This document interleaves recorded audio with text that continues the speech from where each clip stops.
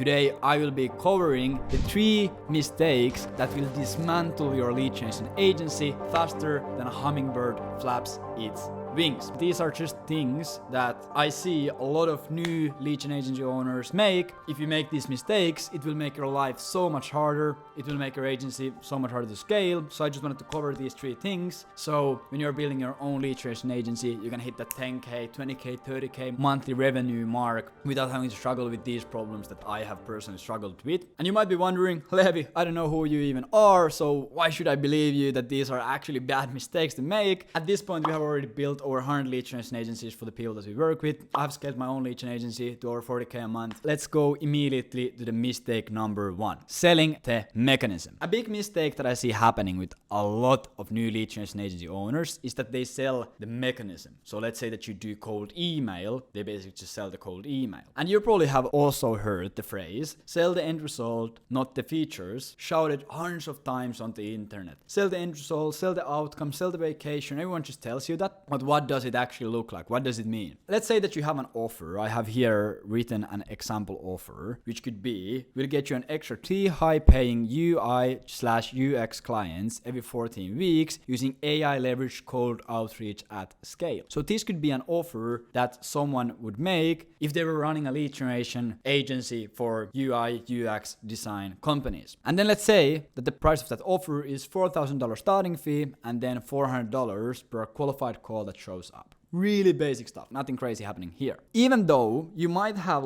nailed the first thing, your offer is really end result focused. You have heard that, okay, we need to sell the end result, we need to sell the end outcome, what actually the client gets. So you nail that. You make your offer something really end result focused. But then what I see a lot happening is you go to the call and you forget about selling the end outcome. So what you sell when you're pitching the client is things like, we buy you 20 email accounts, we warm them up, we'll write you 5 different cold email campaign variations, we A/B test them, we'll scrape you a list of 5,000 people, we reach out to them, or we'll handle the inbox management for you, we set up the DMARC, we verify your list, we do the DKIM, SPF. Your offer is that we get you 3 extra high-paying UI/UX clients every 14 weeks. That is your end result. So you need to also sell that end result in the calls. You can't go to the call just by selling warm up and domains and we scrape your list and we do inbox management, because that is not your offer. Because yes, of course, those things that I just mentioned, these things, they are really nice, but they are not actually valuable. Because they can be learned in 2 days. Someone can just take a fucking course or watch a YouTube video and they will learn those things. They learn how to scrape a list. They will learn how to write basic cold emails. They will learn how to do inbox management. All of that information is already free in the internet. So if it's easy for someone to learn and do, it's not valuable. Because what generates value? That it's something that is hard to do. So if you're able to provide something that is hard, it's of course valuable. You need to realize when you're running a lead generation agency that you don't really get paid for setting up the cold email campaign and writing the scripts and doing the inbox management. Yeah, you can get paid 1 to 2K a month doing that, but that doesn't really get you the top money. Because basically at that point, you're just extra pair of hands. You can be replaced, you're a commodity. No one wants to be in that position, right?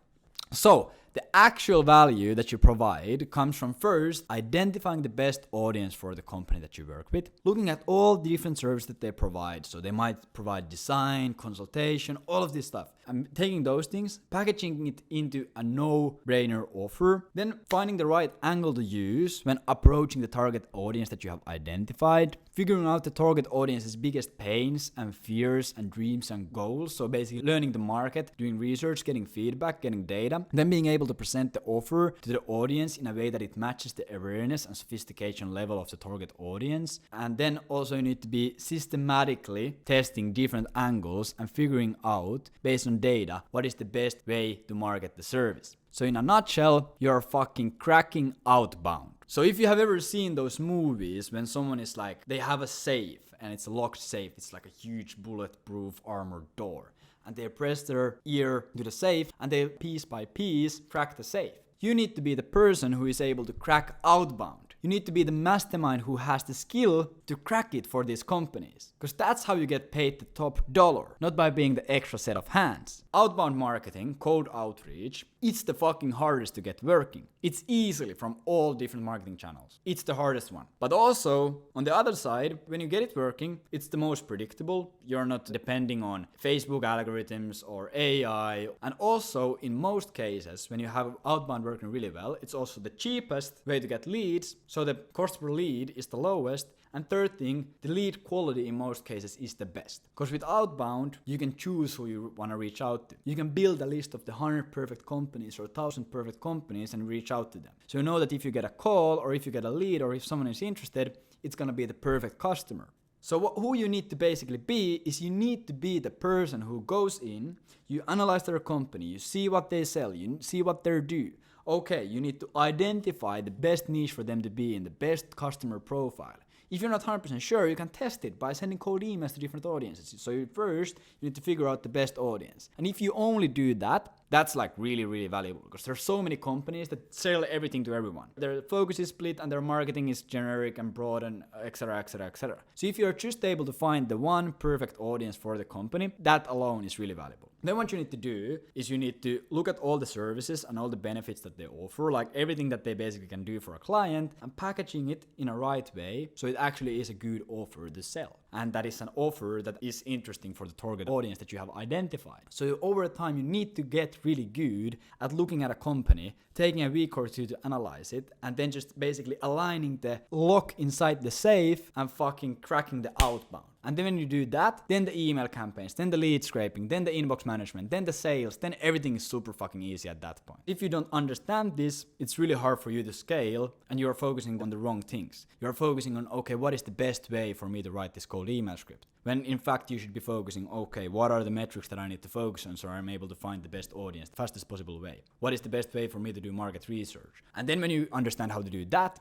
then you are really valuable. Then you can get paid top dollar. I'm talking 5-10 G's a month per client. Just for an example, that is something that I did for one of my clients. They were a marketing agency. They were selling everything to everyone. They had 10 different niches, 40 different services they were selling. So basically what we did is we first worked super hard on identifying the best niche. We ran a few test campaigns. We went over their case studies, their best customers. We interviewed their past clients. We just analyzed, okay, what is the best niche that they should be in? And then we found the best target audience. We found the best niche for them. And then we looked at all the over 40 services that they were providing. How can we package these in a way that it actually makes sense, that we have one clear North Star end benefit that we can be selling? Because like if you just try to sell like creative consulting and web design and creative content and fucking Facebook ads and TikTok growth and like shit like this, like then you're just selling features again. You need to be selling the end benefit. Is it growth? Is it something else? By doing that, they tripled their monthly revenue in a few months. And I got paid really well. I got paid 8 to 10K a month by working with them. Mistake number 2, stacking small clients. This is also something super common that I see, and it causes a lot of trouble for a lot of these people. Many new lead gen agency owners, they basically start their agency, they pick their first niche, they create a basic offer for the niche, and then they just start slamming cold emails into the universe. They just go fucking heavy on volume. 5,000 prospects a month, 10,000 prospects a month, 30,000 emails a month. They just go heavy on the volume. And that's perfect. That's how you should do it in the beginning.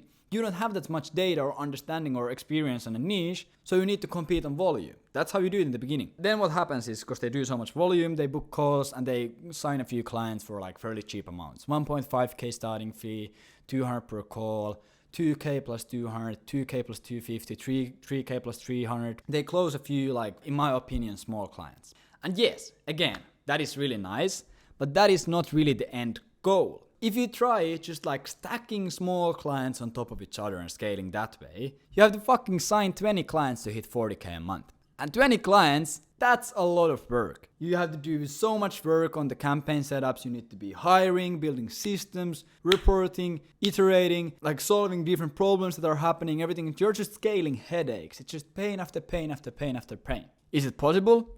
Yes, of course. Like I have seen it happen. I know people who do it. And I know people who make a lot of money doing that. But is it what most of you are looking for from this business model?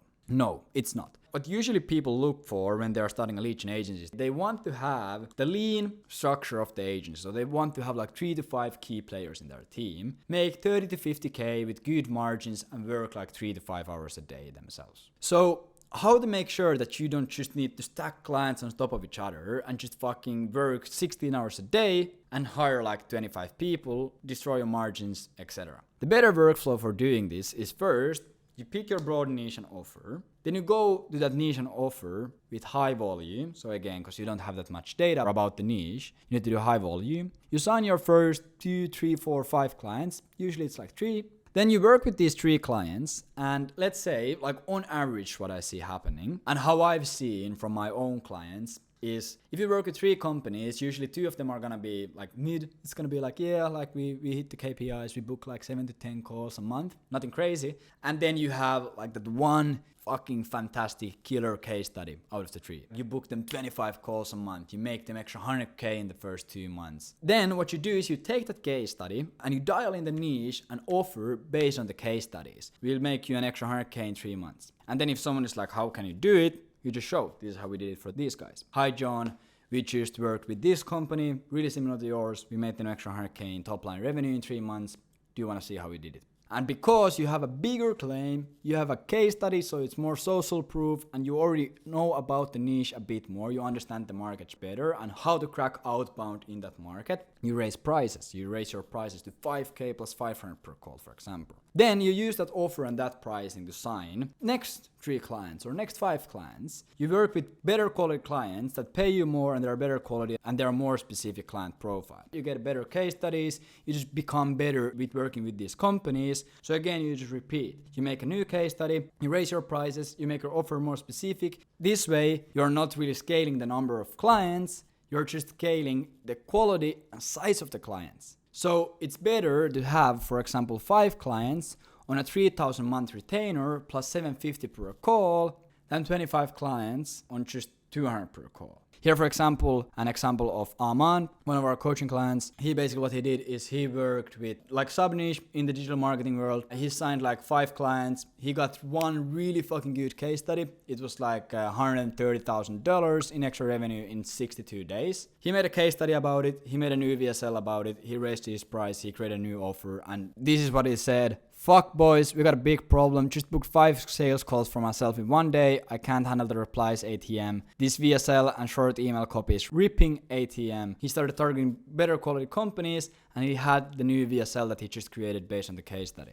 So that way, the game just turns easier. You don't have to send so much volume. You don't have to sign so many clients. So you make more money by doing less. And then the last but not least mistake, staying stuck with low ROI tasks. So basically what you do is you end up spending hours every day scraping lead lists. You spend 1 to 2 days every single week buying and warming up domains or spending 5 hours a day doing inbox management. And these are amazingly inexpensive to outsource and fairly easy to do so as well. So it's crazy that I see a lot of lead gen agency owners still get stuck with these tasks. They scale super hard. They're like, yeah, I don't want to give up any margin. So they just do everything by self. And then they end up like working 14-hour days, not really able to even create new case studies because they don't have the time. And their life is just pretty annoying to run. These are like 3 example hires that I would make in the lead gen agency immediately when you start getting to the 10K a month mark. First one, basically a tech assistant, someone who buys you 10 to 20 email accounts, sets up all the tech, starts the warm up. Basically every single time when you sign a client, you just let this tech assistant know,